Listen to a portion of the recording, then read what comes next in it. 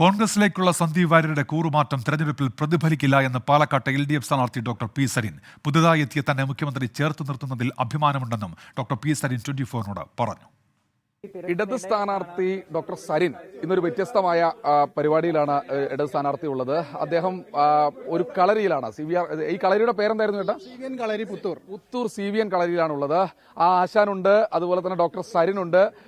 രാവിലെ തന്നെ ചില അംഗങ്ങളൊക്കെ ചില പയറ്റുകളൊക്കെ നമുക്ക് കാണാൻ പറ്റി. അതെ, കളരി പഠിച്ചിട്ടുണ്ടോ സ്ഥാനാർത്ഥി? കളരി പഠിച്ചിട്ടില്ല എന്ന് വെച്ച് കഴിഞ്ഞാൽ ആഗ്രഹങ്ങളിൽ അഞ്ഞിട്ടല്ല, പക്ഷേ ടൈം കിട്ടിയില്ല. മോഹൻലാൽ പറയുന്നത് ടൈം കിട്ടി, സാഹചര്യങ്ങൾ ഉണ്ടായിരുന്നില്ല. അതുകൊണ്ടാണ്. അപ്പൊ ആശാനെ പോലുള്ള ഒരാളൊക്കെ നമ്മുടെ അവിടെ അടുത്തുണ്ടായിരുന്നെങ്കിൽ നമ്മൾ തീർച്ചയായും പഠിച്ചേനെ. മുഖ്യമന്ത്രിയോടൊപ്പം ഒരേ വേദിയിൽ നിൽക്കുന്ന സമയത്ത് കയ്യൊക്കെ ഉയർത്തിയിട്ട് മുഖ്യമന്ത്രി പറഞ്ഞ ഏറ്റവും മിടുക്കനായ ഒരാളെയാണ് ഞങ്ങളിവിടെ അവതരിപ്പിച്ചിരിക്കുന്നത് എന്ന് പറയുന്നു.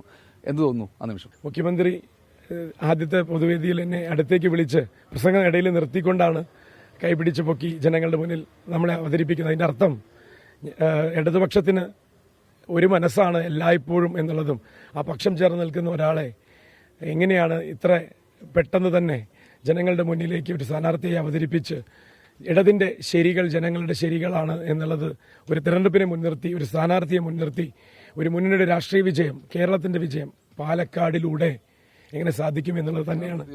ലേശം വൈകി പോയി എന്ന് തോന്നുന്നുണ്ട്. ഇപ്പോൾ എല്ലാത്തിനും അതിന്റെ സമയമുണ്ട്. ദാസാന്ന് ഞാൻ പറയുന്നില്ല, എല്ലാത്തിനും അതിന്റെ സമയമുണ്ട്.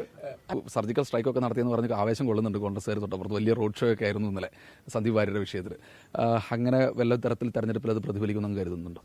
തെരഞ്ഞെടുപ്പിനെ ബാധിക്കാത്ത വിഷയങ്ങൾ ഞാൻ ഇതുവരെ ഒന്നും മറുപടി പറഞ്ഞിട്ടില്ല. ഈ വിഷയവും അങ്ങനെ തന്നെയാണ്. ഞാനതിന് ഒരു തരത്തിലും മറുപടി പറയാൻ ആഗ്രഹിക്കുന്നില്ല.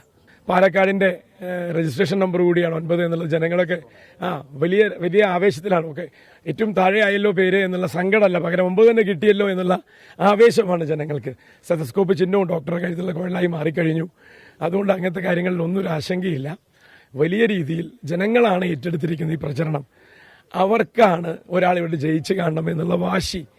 ആ വാശി ഇന്നലെയും മിനിഞ്ഞാന്നുമായിട്ടൊക്കെ കൂടുതലായി മാറി തുടങ്ങി എന്നുള്ളതാണ് പോസിറ്റീവായി കാണുന്നത്. എന്തായാലും സരിൻ പയറ്റ് തുടരുക. രാഷ്ട്രീയ അംഗം അവസാന വട്ട പ്രചരണം. അനന്തുവിനോടൊപ്പം ശ്രീകുമാരൻ, ടീം 24 പാലക്കാട്.